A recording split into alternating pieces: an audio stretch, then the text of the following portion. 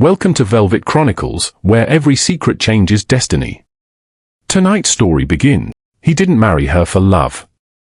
He married her because her brother died bleeding out in his arms on a smoke-choked battlefield, wringing from him one final, desperate vow. Eleanor was 29, utterly penniless, and only weeks away from the bleak, humiliating existence of a paid companion. Alistair was an earl who hadn't felt a single genuine emotion in 4 years. It was meant to be nothing more than a transaction, a roof over her head in trade for a cleared conscience. But guilt makes a terrible foundation for any marriage, and closeness is a dangerous, unpredictable thing. The smell of boiled turnips and damp wool hung thick in the air, almost suffocating. Eleanor Ashworth stood in the centre of a cramped Manchester sitting room, a stack of worn woolen shirts pressed against her chest, James's shirts. She buried her face in the fabric. They no longer carried his scent. They only smelled of the cheap lye soap her landlady insisted on using. James was dead. The phrase still felt like a stone she had to force down her throat every single morning. He had been gone 8 months, cut down at the Battle of Toulouse, leaving Eleanor with nothing but a folded flag, a dented pocket watch, and a mountain of boarding house debt. At 29, Eleanor was considered practically ancient by the standards of polite society. She had never possessed the sort of dazzling beauty that made gentlemen overlook an empty dowry. Her hair was an unremarkable ash brown. Her chin was a touch too sharp, her eyes a touch too watchful. She was a spinster. The word no longer stung. It was simply a fact of her circumstances, as unavoidable as the relentless rain streaking down the warped glass of her window. A sharp knock rattled the door, shattering the quiet. Eleanor didn't move. "Mrs. Whitfield, I told you the rent will be settled by Thursday. I'm selling the silver candlesticks tomorrow morning." The door swung open anyway. It was not the landlady. Alistair Grantham, the Earl of Ravensworth, had to duck his head to clear the low door frame. He looked entirely out of place in the shabby little room. His dark wool coat was flawlessly tailored, swallowing what little light there was. His boots gleamed like polished glass, tracking a single stray leaf across the threadbare rug. Eleanor let the shirts fall onto a trunk. "My lord." Alistair offered no bow. He simply stared at her. He looked hollowed out, exhausted, with deep bruised shadows beneath his eyes and a hard, clenched line to his mouth that suggested a man perpetually grinding his teeth against some private, persistent ache. He had been James's commanding officer, James's closest friend, and, according to the letters James used to send, the man who had held him as he drew his final breath. "Miss Ashworth." His voice was gravel, low and scraped raw. "Pack your belongings." Eleanor blinked. "I beg your pardon. Your lease here is terminated. The arrears are paid in full. My carriage waits below. You are coming with me to Ravenscliffe Hall."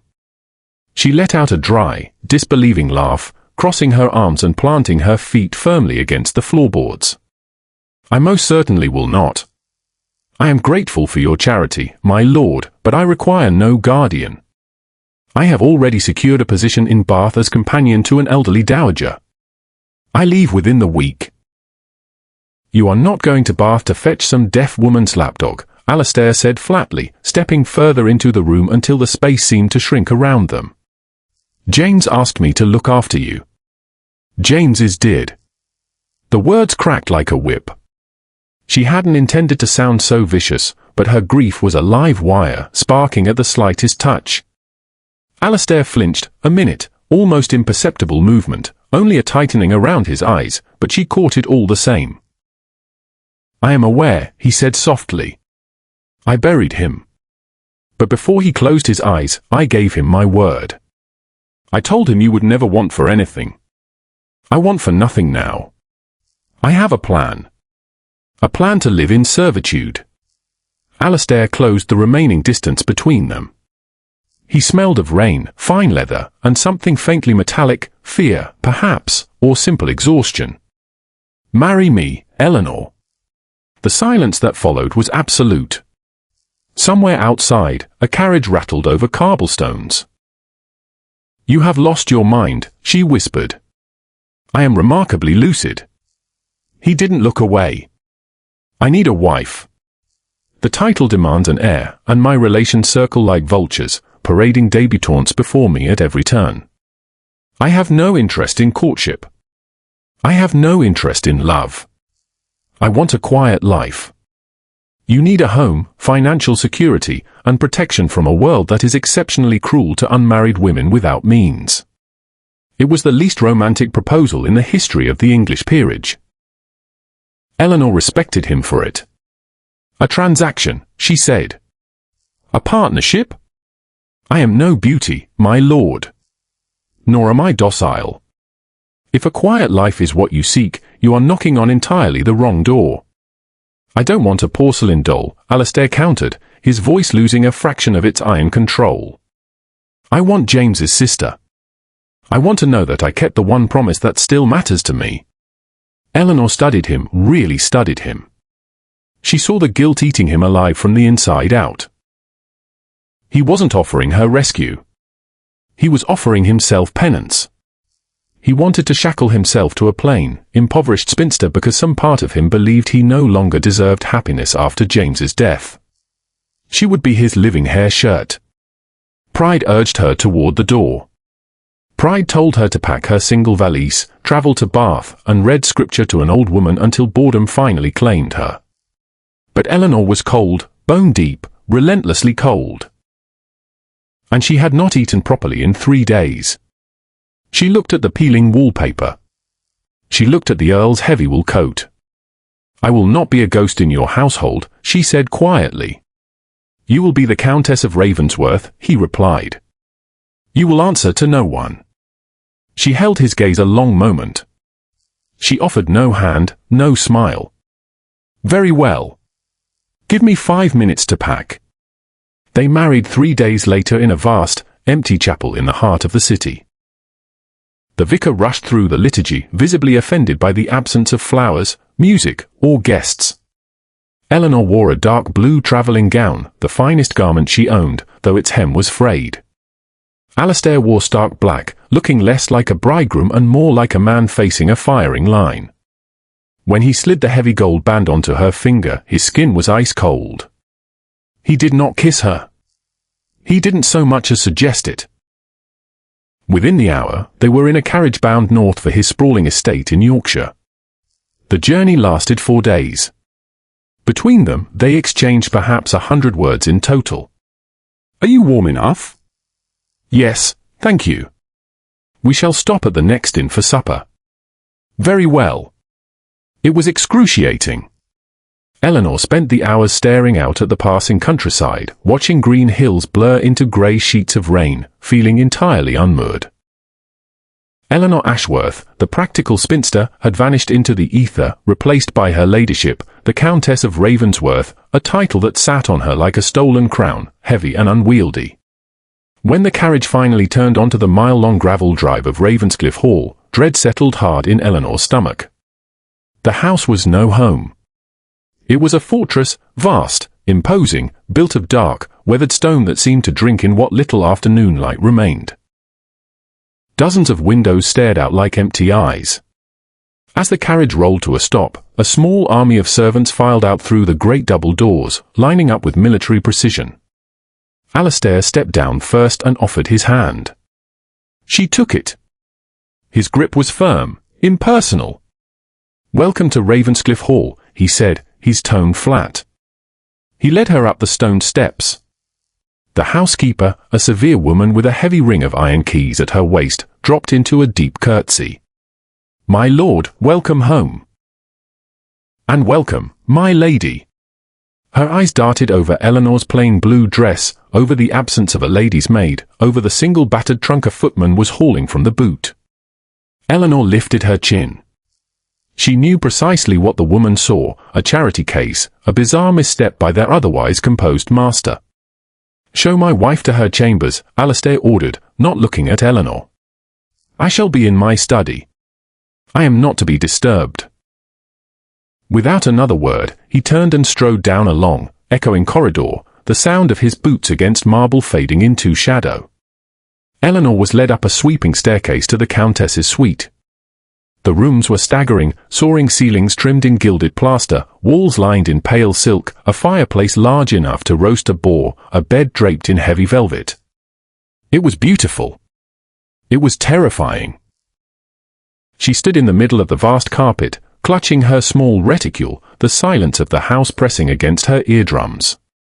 She had traded the noisy, cramped poverty of the city for an absolute, gilded isolation.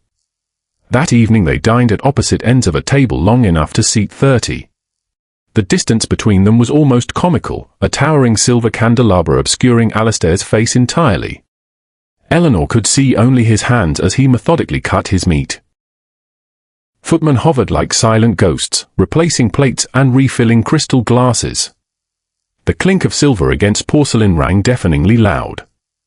Eleanor chewed a bite of roasted pheasant. It tasted of ash. She pushed her plate away. She could not spend 40 years haunting a mausoleum, pantomiming a marriage with a man who couldn't bear to look at her. Is the meal not to your liking? Alistair's voice floated down the length of mahogany. The food is fine, Eleanor said, projecting her voice so it carried. The geography is the problem. He leaned slightly, peering around the candelabra. I beg your pardon. The geography. You are practically in Scotland from where I sit, Alistair. If you wish me to pass the salt, I shall need to hire a postboy. He stared at her. It was the first time she had used his given name. It felt strange on her tongue, intimate, sharp. This is how my parents dined, he said stiffly. Then your parents must have possessed remarkable lungs. Eleanor rose, ignoring the panicked footman rushing to pull back her heavy chair. She walked the length of the table, heels clicking against hardwood, until she reached the seat directly to Alistair's right, and Saturday. There, she said, smoothing the napkin over her lap. Now we needn't shout. Do you manage this entire estate yourself, or do you employ a steward who does the actual work? For a long moment Alistair said nothing. His jaw worked. He studied his plate, then looked back at her. Slowly the tight lines around his mouth eased, just barely. I have a steward, he murmured, but he is incompetent. I do most of it myself. Good, Eleanor said. I am fond of ledgers. You may show me tomorrow. He blinked. Ledgers? You wish to review the estate ledgers? I managed a boarding house budget for 3 years, my lord. I am quite capable of arithmetic, and I refuse to spend my days at needlepoint waiting to die. Something crossed Alistair's expression, gone before she could name it. He took a slow sip of wine. Very well, Eleanor. Tomorrow we shall look at the ledgers. It was a small victory, but lying awake that night in the cavernous, cold bed, listening to wind howl around the stone turrets of Ravenscliffe Hall, Eleanor understood that ledgers alone would never be enough. She was living beside a phantom, and she had no idea how to exorcise him. 3 weeks passed. They settled into a strange, sterile rhythm. Eleanor woke early, breakfasted alone, then marched straight into the estate office. True to her word, she took over the household accounts, finding them in a state of chaotic neglect. She ruthlessly trimmed spending on luxury imports no one consumed and raised wages for the tenant farmers, a move that turned the estate steward purple with indignation but which Alistair authorized with a careless wave of his hand. Do as you wish, he said, not looking up from a snifter of brandy. It was barely noon. That was the trouble. Alistair drank. He never turned loud or violent. He turned to stone, pouring dark amber liquid into his glass in the library, staring into the hearth fire for hours at a stretch. Eleanor tried to ignore it, told herself it was not her concern. Their arrangement was financial. She had a warm bed, fine food, and purpose in managing the house. She had no claim on his emotional sobriety. But James's ghost remained a heavy, uninvited third occupant of the house. Matters came to a head on a wet Tuesday afternoon. Eleanor was in the library searching for a treatise on crop rotation. The room sat dim, thick with the smell of old paper, leather, and stale spirits. She found Alistair asleep in a wing-back chair by the cold hearth, head tipped against the high back, a half-empty decanter of whiskey on the table beside him. In his lap, loosely clutched in one hand, sat a small wooden box she recognized instantly. Eleanor stopped breathing. It was James's cigar box, the one he had used to keep his letters. Drawn forward as if by an invisible thread, she stepped closer. Asleep, Alistair looked younger, the harsh, guarded lines of his waking face smoothed away, yet even unconscious he looked troubled, his brow furrowed, his breath shallow and quick. The lid of the box lay open. Inside sat a stack of letters, some in her own hand, others in James's frantic scrawl. She reached out only to close the lid. Alistair's hand shot out like a struck snake and seized her wrist. Hard! Eleanor gasped, her heart lurching into her throat. His eyes flew open, wild and unfocused, dark with some ancient terror. He looked straight through her, seeing smoke and blood instead of a woman. "Don't," he rasped. "Don't leave him." "Alistair," Eleanor said, keeping her voice steady despite the bruising grip on her arm. "It is Eleanor. You are in Yorkshire. You are home." He blinked, once, twice, and the wildness slowly drained from his eyes, replaced by sudden, sharp realization. He looked down at his hand wrapped around her wrist and released it as though her skin had scorched him. He scrambled back into the chair, dragging a trembling hand across his face. "God, I apologize. I was dreaming." Eleanor rubbed her aching wrist but didn't retreat. She looked at the box. "You read his letters." Alistair wouldn't meet her eyes. He stared at the floorboards. "Sometimes." "Why?" "Because it is all I have left of him." "It is not all you have left," Eleanor said softly. "You have me." Alistair let out a bitter, broken laugh, finally lifting his gaze, self-loathing plain on his face. "Yes. I have you. A living reminder of my failure. Every time I look at you across that table, Eleanor, I see his eyes. I see the sister he begged me to protect while he bled into the mud." The word struck her like a physical blow. She had known it, of course, had always known she was penance. But hearing it spoken aloud stripped away every last thread of civility they had woven together. Anger, sudden and blazing, flared in her chest. She was finished being accommodating. "How dare you," she whispered. Alistair stiffened. "Eleanor." "No." "How dare you?" She stepped toward him, fists balling at her sides. "Do you imagine you hold a monopoly on grief? Do you believe you are the only one who lost him? You were his commander, it was your duty to bring him home. He was my brother." Her voice cracked, echoing through the cavernous library. "He was my brother. He was the only family I had left in this wretched world. He was my entire life. You lost a friend and a soldier. I lost my future." Alistair stared at her, stunned into silence. Eleanor's breath came ragged, tears pricking her eyes though she refused to let them fall. "I did not agree to this marriage to become your nightly flagellation," she snapped, closing the distance, forcing him to truly look at her. "I am not a ghost, Alistair. I am a living, breathing woman. I sit at your table. I mend your ruined ledgers. I am trying to build a life within this tomb you call a home." She pointed a shaking finger at the wooden box. "You wish to drown yourself in whiskey and guilt?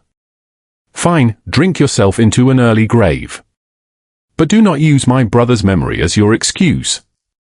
James loved living. He would despise what you are doing to yourself. And he would despise how you are treating me." Alistair's face went ashen. His mouth opened, but no words came. Eleanor turned on her heel. "Keep the letters," she called over her shoulder. "They are only dead paper. I am going for a walk." She stormed from the library, the heavy oak door slamming shut behind her with a finality that rattled the window panes. Left alone, surrounded by dust and whiskey fumes, Alistair looked down at his trembling hands. For the first time in 4 years, the fog of his grief had parted, pierced by sharp, genuine anger from a woman he had assumed would simply fade quietly into the wallpaper. He stared at the empty doorway, his chest strangely tight. Not with guilt this time, but with something alarmingly close to awe. Eleanor expected the carriage waiting for her the next morning. She had shouted at an earl. She had desecrated the sacred shrine of his grief. By every rule of their unbalanced, transactional marriage, she expected banishment to some remote, dreary house near the Scottish border. Instead, descending the grand staircase at 8 o'clock, she found Alistair standing in the foyer. Not holding a snifter of brandy, but dressed in riding leathers, a heavy wool coat, and boots caked in fresh mud. The shadows beneath his eyes remained, stark against his pale skin, but his jaw no longer held its usual rigid line. He looked at her as she reached the bottom step. "The Fennec fields are failing," he said. It was not a greeting. It was simply fact. Eleanor paused, hand resting on the carved banister. "I noticed as much in the ledgers. Yield has dropped nearly a third over 2 years. My steward blames the soil. The tenants blame the steward. I am riding out to inspect the drainage trenches." He struck his riding crop against his thigh, a sharp, rhythmic sound in the quiet hall. "You cut the import budget in half yesterday to purchase new iron plows. If you intend to spend my money, you ought to see the mud you are investing in." It was a clumsy, abrasive olive branch, and Eleanor recognized it for exactly what it was. "I own no riding habit," she said. "Wear whatever you have. I care nothing for fashion. Only wear sturdy boots." An hour later, Eleanor found herself gripping the pommel of a side saddle atop a massive grey mare that seemed roughly the size of a warship. She had lied by omission. She hadn't merely lacked a riding habit, she hadn't sat a horse since she was 12 years old, and her father's parsonage had boasted nothing more fearsome than an arthritic pony. Alistair rode a black gelding with effortless, irritating grace, watching her white-knuckled grip on the reins. "You look terrified," he noted. "I am merely calculating the distance between my skull and the ground," Eleanor shot back, staring fixedly at the mare's ears. "Should I fall and perish, Alistair, you will simply have to find another spinster to balance your ledgers." A strange sound rumbled in Alistair's throat, harsh, choking. It took Eleanor a full 3 seconds to recognize it as laughter, rusty and unused, startled out of him before he could stop it. She turned, surprised, and for one fraction of a second the heavy, suffocating mantle of the Earl of Ravensworth vanished entirely, and she glimpsed the man her brother had described in his letters, sharp-witted, cynical, capable of finding grim humor in the bleakest circumstance. Alistair cleared his throat, and the expression shattered instantly. "Keep your heels down and let the reins go slack. She knows the way." They rode for 2 hours beneath a gunmetal sky, surveying flooded trenches across the Fennec fields. Eleanor listened as Alistair interrogated a nervous tenant farmer, his questions precise and demanding, yet devoid of the cruel arrogance she had expected from a peer of the realm. He cared nothing for deference. He cared about the water table. As they turned back toward the estate, a sudden, violent downpour broke over the hills. The rain came freezing and sideways, soaking straight through Eleanor's thin gown where her cloak parted. Her mare startled at a crack of thunder, sidestepping into slick mud. Eleanor lost her stirrup, crying out as gravity dragged her toward the ground. She never hit the mud. Alistair spurred his gelding forward, arm shooting out, catching her about the waist and hauling her half across his own saddle before she could fully fall. The breath left her lungs in a rush. She found herself pressed against his chest, the harsh wool of his coat scratching her cheek, the scent of rain, leather, and horse filling her senses. "Are you hurt?" His voice rumbled deep in his chest, vibrating against her. "No, I am fine. You may set me down." He did not set her down. He hooked his boot to catch the trailing reins of her mare and wrapped his other arm firmly around her waist, locking her against him. "Do not be foolish," he said roughly, spurring his horse into a canter. "You are freezing. You will ride with me." The journey back passed in silence, save for thundering hooves and driving rain. Eleanor sat rigid, acutely aware of the hard muscle of his thigh against hers, the heat radiating through his sodden clothing. It was entirely improper. It was deeply unsettling. And yet, when he pulled his heavy cloak around her trembling shoulders to shield her from the wind, Eleanor felt a sudden, treacherous flutter low in her stomach. When they finally clattered into the stable yard, grooms rushed out bearing lanterns. Alistair dismounted first, turning to lift her down. Her boots touched earth, but he didn't step back. They stood toe to toe in the rain, breathless, his hands lingering heavily at her waist. The haunted shadows in his eyes gave way to something dark and focused. He looked at her mouth. Her breath caught. Then the stable master cleared his throat loudly. Alistair dropped his hands as though scolded, stepping back, the mask of the composed Earl slamming back into place. "Go inside, Eleanor. Have Mrs. Bell draw you a hot bath. I will see you at supper." He turned and strode away into the driving rain, leaving her standing in the mud, heart hammering a frantic, confused rhythm against her ribs. The fragile truce they had built over the following fortnight was shattered by the arrival of a gilded carriage bearing the Ravensworth crest. Eleanor sat in the library, a ledger balanced across her knees, when the double doors burst open. "Alistair, my poor tragic boy." The voice was shrill enough to curdle cream. Eleanor looked up to find a woman in her late 50s bearing down on the room, swathed in layers of violet silk, reeking aggressively of lavender water. Trailing behind her came a young man with a weak chin and an impeccably tied cravat. Alistair, who had been standing at the window studying a surveyor's map, went perfectly still. Lady Cordelia Grantham swept forward without waiting for invitation, pulling him into a brief, theatrical embrace. "We came the instant we heard the scandalous news." "Married? In secret? Without a single word to your own family?" She stepped back, pressing a lace handkerchief to her chest. "And where, pray, is she? Where is the little charity case from Manchester?" Eleanor rose. The heavy ledger struck the floor with a resounding thud.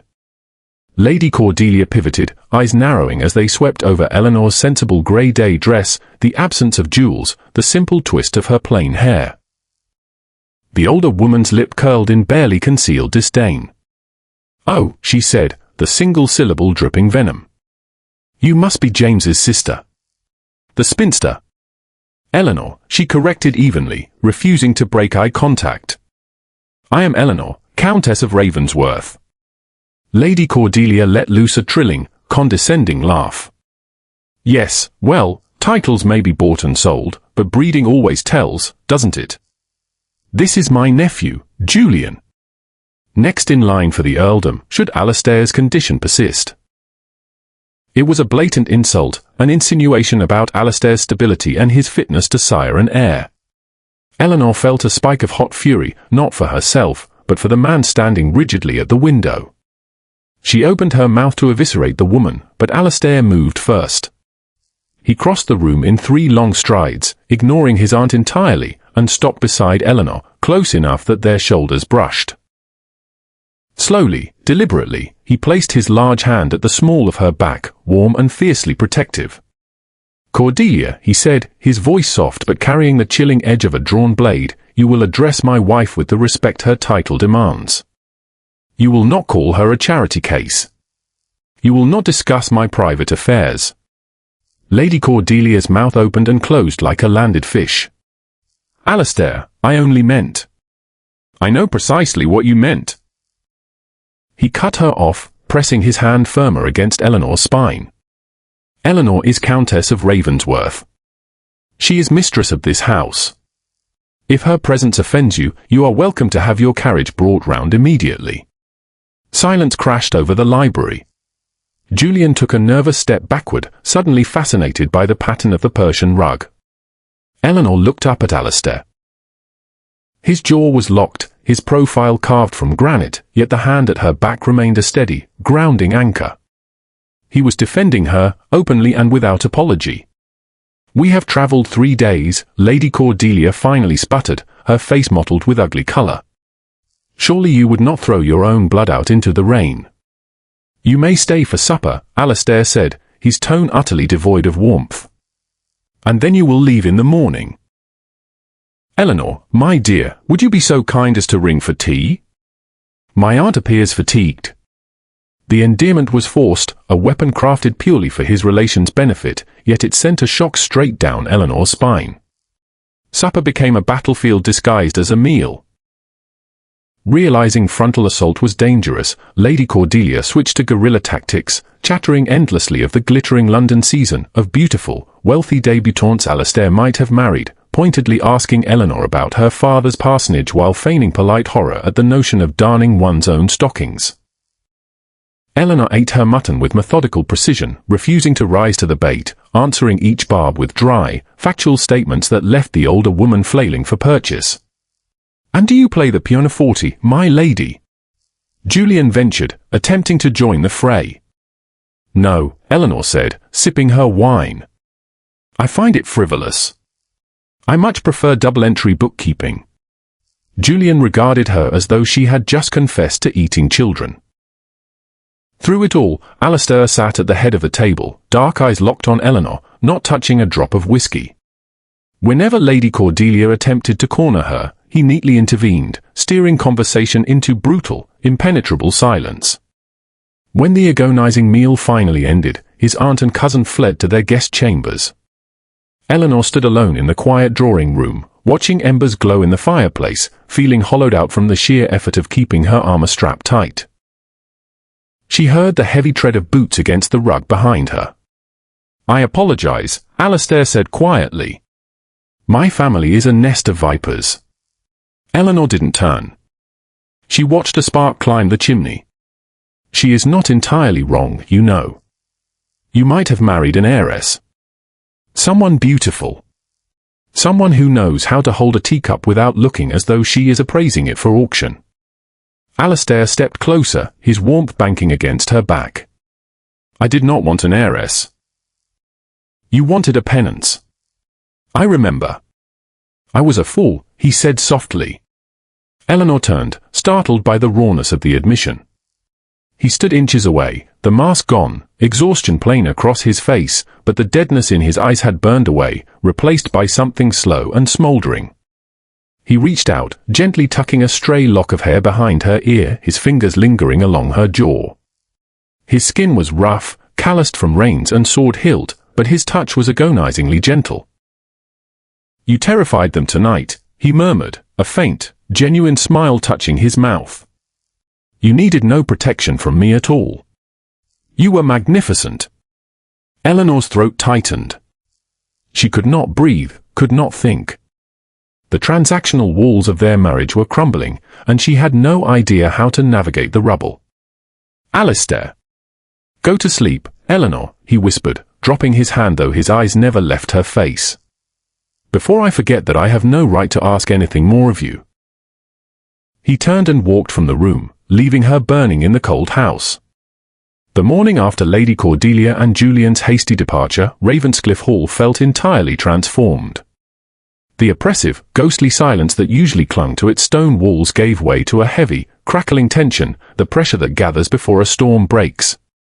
Eleanor could not focus on the ledgers, the figures blurred before her eyes. Every creak of a door, every scuff of a boot down the hall sent her pulse leaping. She was furious with herself. She was a 29-year-old spinster. She was practical. She understood the brutal mechanics of the world. She had accepted this marriage for a roof and a full stomach and had explicitly warned herself not to expect any fairy tale. But when Alastair had touched her face, something in her had shifted irrevocably. She shoved the ledger aside and stood so abruptly her chair scraped violently against the floor. She needed air. Rain fell again, a relentless grey Yorkshire drizzle. Eleanor wrapped a thick shawl about her shoulders and walked blindly into the gardens, trying to cool the sudden, inexplicable fever in her blood, the air heavy with wet earth and crushed rosemary. She found him in the old glass house, a decaying structure at the edge of the grounds, its panes fogged with grime, choked with overgrown vines. Alastair stood in the center of the damp, green-scented space in his shirt sleeves, violently hacking at a dead, twisted briar with a heavy pair of iron shears. He hadn't heard her approach. Eleanor watched him strike the deadwood with unnecessary force, jaw tight, broad shoulders bunching beneath white linen. He was not gardening. He was fighting. "You are going to break the shears." Alistair froze, then lowered the heavy blades, chest heaving as he turned. His hair was damp with sweat and rain, falling into his eyes. He looked wild, dangerous, human. "What are you doing out here?" he asked, voice harsh. "It's freezing." "I might ask you the same." Eleanor stepped into the glass house, the air thick with humidity and the scent of bruised leaves. Alistair tossed the shears onto a wooden bench with a loud clatter. "I needed to strike something. The briar seemed a better candidate than my steward. Because of Cordelia. Because of everything." He raked a hand through his damp hair, pacing a short line in the dirt, then stopped, glaring at the broken branches. "I brought you here to keep you safe, to honor him. I told myself it was a clean arrangement. I would provide the funds, you would live in comfort, and we would leave one another in peace." "And?" Eleanor prompted, her heart resuming its frantic hammering. Alistair turned his head, his eyes meeting hers with an intensity that pinned her in place. "And then you sat at my table and shouted at me. You fixed my books. You sat astride a horse looking as though you might be sick, and you never once complained. You reduced my aunt to ashes with nothing but a wine glass and a blank stare." He took a step closer. "You are loud, Eleanor. You are demanding. You refuse to let me rot in peace." Another step. The distance between them was vanishing entirely. "James told me you were practical. He told me you were sensible. He never once told me you would tear my life down to the studs." Eleanor lifted her chin, refusing to retreat. "If you want a quiet ghost, Alistair, you may send me away.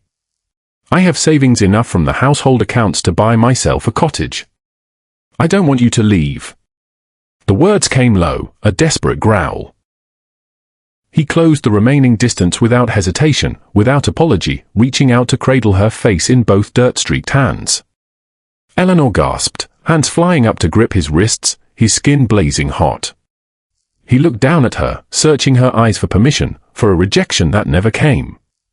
He saw the way her breath hitched, the dark flush creeping up her throat. Alistair ducked his head and kissed her.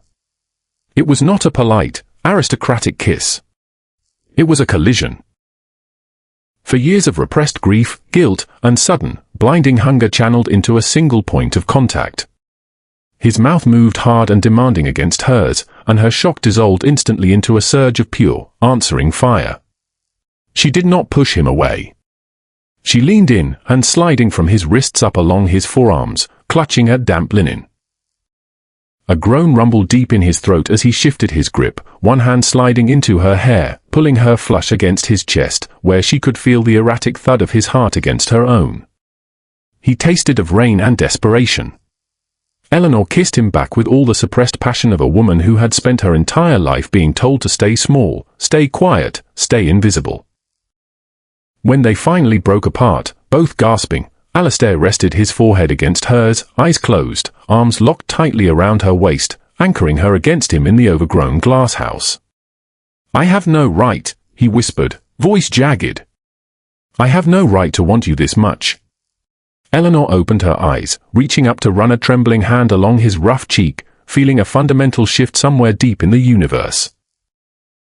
The guilt that had bound them together had burned away, replaced by the heat between them. "You are my husband," she said quietly, steadier than she felt. "You have every right." He opened his eyes. The darkness was gone, replaced by fierce, possessive clarity. He said nothing more, only kissed her again, silencing the ghosts once and for all. They walked back to the main house in silence, needing no words. Alistair kept his hand wrapped firmly around Eleanor's wrist, a physical tether pulling her through the rain. Servants in the corridors stopped and stared as the Earl of Ravensworth half-dragged his soaked, shivering countess up the grand staircase, his expression a mask of terrifying resolve. He bypassed her opulent chambers entirely, kicking open the heavy oak door of his own private suite. Spartan, dark-wooded, dominated by a massive four-poster bed devoid of ornament, a fire blazing in the hearth. It smelled of him, cedar, horse, and sharp soap. He shut the door. The click of the iron latch was the loudest sound in the world. Alistair turned to her, the manic, desperate energy of the glass house settling into something far heavier. He reached out and unfastened the soaked shawl from her shoulders, letting it drop, then moved his hands to the top button of her ruined day dress, knuckles raw, fingers trembling faintly. "I am terrified," he admitted, the words dragged from him in barely a rasp. Eleanor covered his hands with hers. "So am I." It was not a fairy tale. It was clumsy, cold, and desperate. Eleanor had no experience, no practiced grace, and Alistair was fighting 4 years of self-imposed starvation. When he finally laid her back against the mattress, the sheets cool against her bare skin, she found his body marked with old scars, pale, jagged lines across his ribs and shoulder, a brutal map of the war he had survived. She traced them with her fingertips. He flinched, not from pain but from the sheer intimacy of it. "Don't," he whispered, turning his face into her neck. "I am hideous." "You are alive," she answered fiercely, and pulled him down to her. When it happened, it was not some poetic merging of souls. It was sharp, grounding, and heavy with need, the desperate proof of two lonely people confirming to themselves that they still had pulses. Alistair clung to her as though she were the only solid thing left in a collapsing world, burying his face in her hair, breath tearing from his lungs in ragged gasps. For the first time since James had died, the crushing weight in his chest finally broke apart. But peace is a fragile, fleeting thing. Eleanor woke just before dawn. The fire had burned down to a dull orange glow. The bed was warm, heavy with the scent of intimacy and sleep. She reached across the mattress. It was empty. She sat up, pulling the heavy quilt to her chin. The dressing room door stood open. Alistair was fully dressed in his riding clothes, standing at the window, staring out at the pitch-black grounds. "Alistair." He went rigid, not turning. "You should return to your own rooms, Eleanor, before the servants are fully awake." The coldness in his voice struck like a physical blow. Whatever fragile, beautiful thing they had built in the dark shattered instantly. Eleanor swung her legs over the mattress edge, bare feet meeting freezing floorboards, grabbed her discarded shawl, and wrapped it tightly about herself. "Look at me," she demanded. He turned. Dim embers caught his face. The open, vulnerable man from the night before was dead and gone. The stoic, haunted Earl had returned, eyes flat and lifeless. "It was a mistake," he said, voice completely hollow. "I took advantage of the situation. I lost my mind. It shall not happen again." Eleanor stared at him, the sharp sting of tears rising, though she ruthlessly swallowed them down. "A mistake? We are married, Alistair." "We are a transaction," he snapped, control finally cracking, taking a step toward her, face twisted in agony. "You are James's sister. I promised him I would keep you safe. Instead I dragged you into my bed like some feral animal. I looked at your face on the pillow, Eleanor, and I saw him. I saw the man who died because I ordered him to hold the line."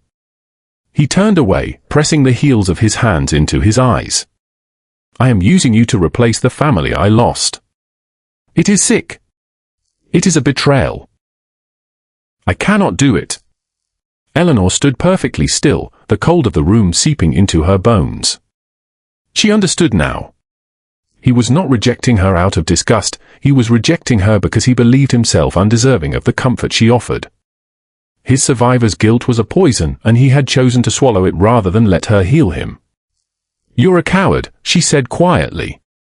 Alistair's hands dropped, shocked by the venom in her tone. "You would rather live with a ghost than a wife," she continued, gaining strength, her voice echoing through the cavernous room. "You would rather be miserable and noble than happy and human. Fine. Keep your guilt.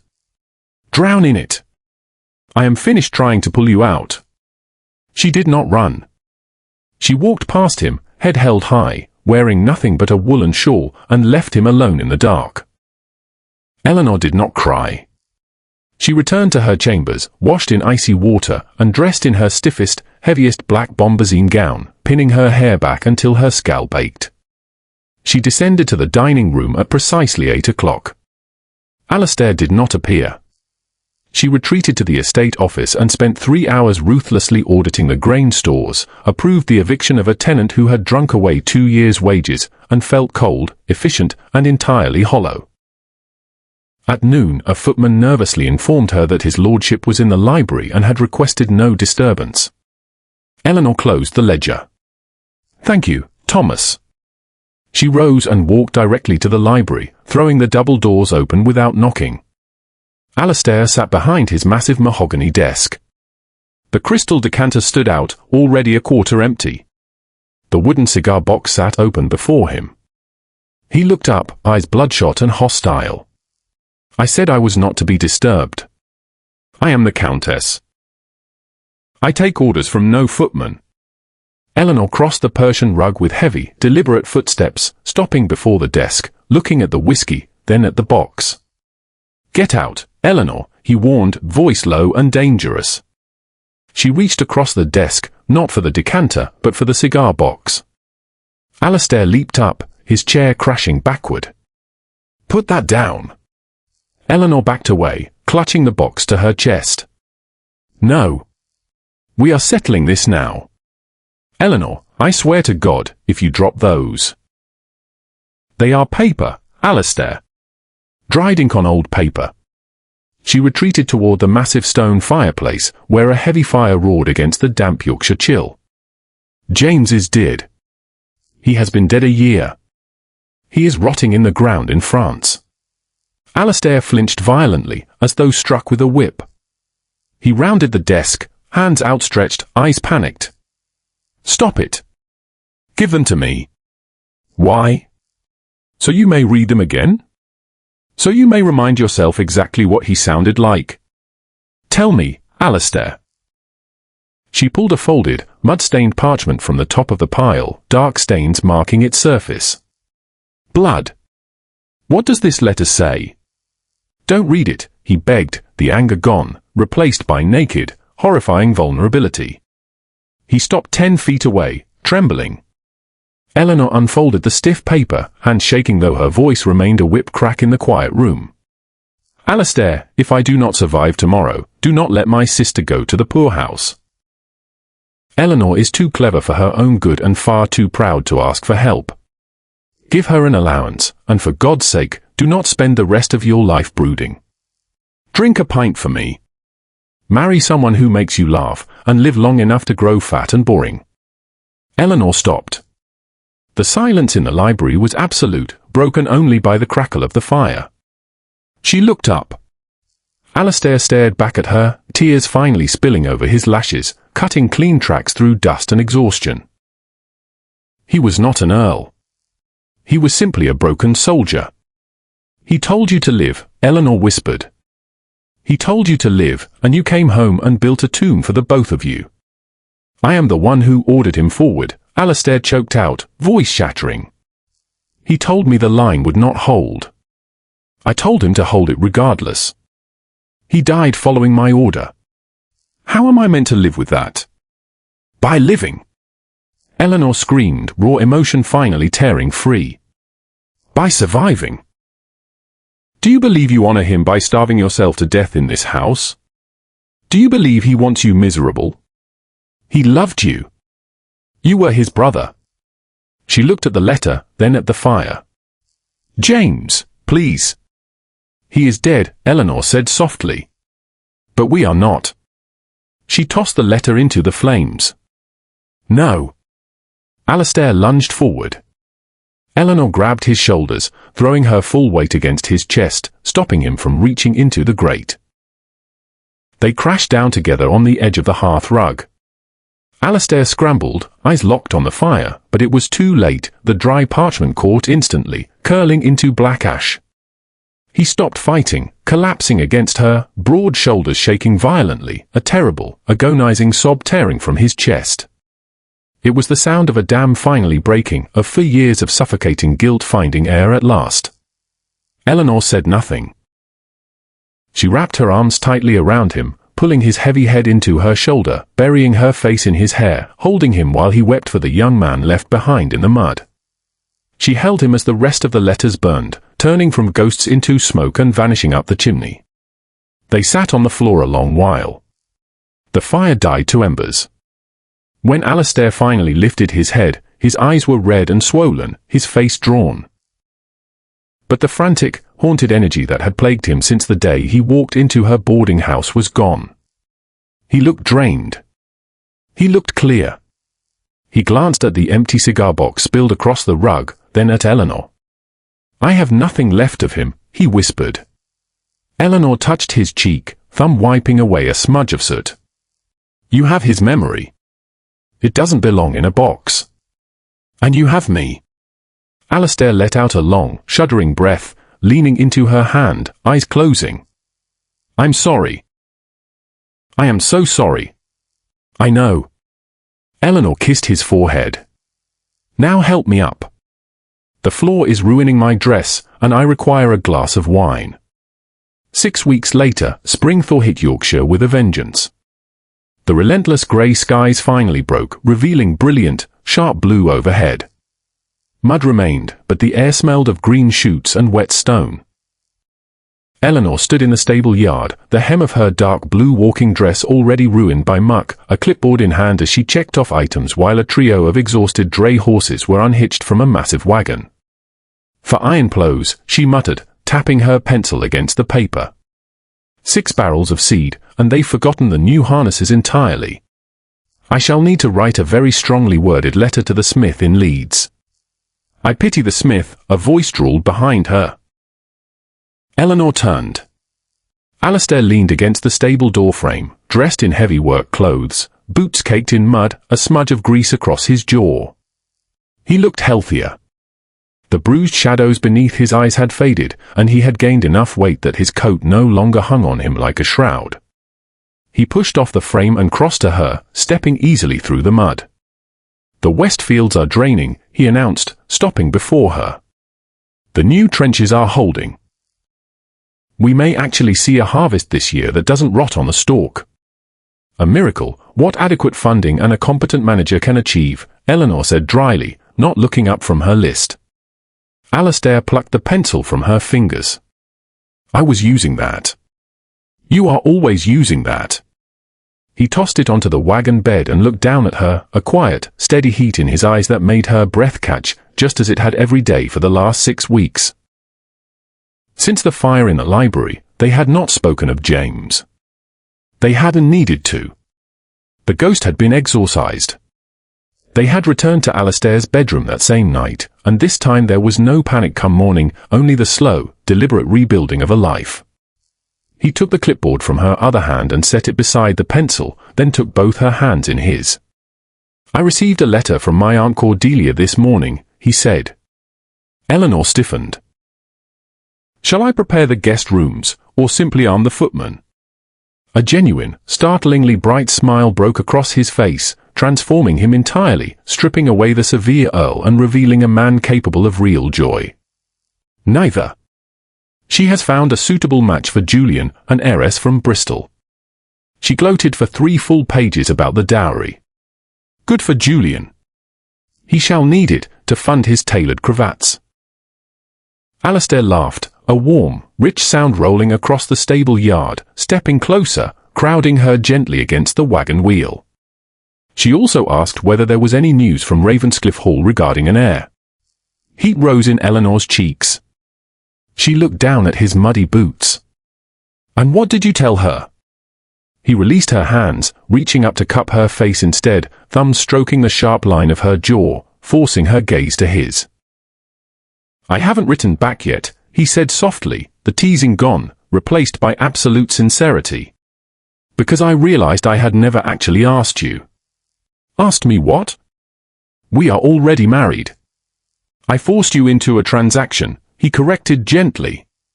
"I bullied you into a carriage and dragged you to a tomb because I was drowning and needed an anchor. You saved my life, Eleanor." You dragged me out of the dark by my hair. He leaned his forehead against hers. I don't want a transaction anymore. I don't want a debt repaid. I want a wife. I want you. He paused, breath warm against her skin. I love you. It is entirely inconvenient, and I am fairly certain you shall bankrupt me with your iron clothes, but I love you. I want to build a real life here with you, if you will have me. Eleanor closed her eyes. The cynical, guarded spinster she had been in that Manchester boarding house felt like a stranger from another lifetime entirely. She had fought this man's demons, his family, his own stubborn pride, and she had won. She opened her eyes and met his gaze, offering no demure smile. She simply grabbed the lapels of his coat and pulled him down. If you ever let your aunt back into this house, she murmured against his mouth, I shall use the iron clothes on her carriage. Alistair grinned against her lips. Agreed. He kissed her there in the muddy stable yard, in front of the grooms and the dray horses and the endless, star-scattered sky. It was not desperate. It was not an escape. It was a promise, grounded in the earth, rooted in reality, and finally, undeniably alive.